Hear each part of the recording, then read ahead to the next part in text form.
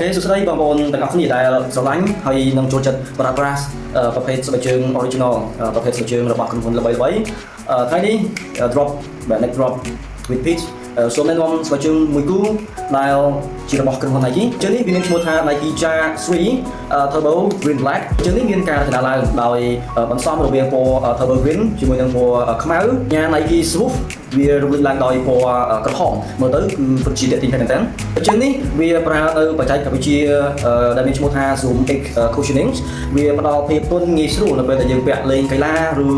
យើងប្រើប្រាស់ប្រចាំថ្ងៃហើយស្បែកជើងនេះចេញលក់កាលពីថ្ងៃទី5 ខែវិច្ឆិកាឆ្នាំ2025នេះឯងហើយទាក់ទងនឹងតម្លៃ retail price ប្រហាក់ប្រហែលជាខ្ទង់$130អាមេរិកយើងខ្ញុំនឹងដាក់រូបភាពវានៅលើអេក្រង់របស់វីដេអូនេះហើយបងប្អូនមើលថាតើការ design របស់ Nike Ja 3 Turbo Green Black នេះវាពិតជាស្អាតដែរទេសូម comment នៅក្នុងវីដេអូខាងក្រោមនេះហើយកុំភ្លេចជួយចុច like follow page មួយផងបើសិនជាបងប្អូនចូលចិត្តទទួលដំណឹងថ្មីៗទាក់ទងនឹងការចេញលក់របស់ស្បែកជើងពីក្រុមហ៊ុនល្បីៗទាំងអស់គ្នាអរគុណហើយយើងជួបគ្នានៅក្នុងវីដេអូក្រោយ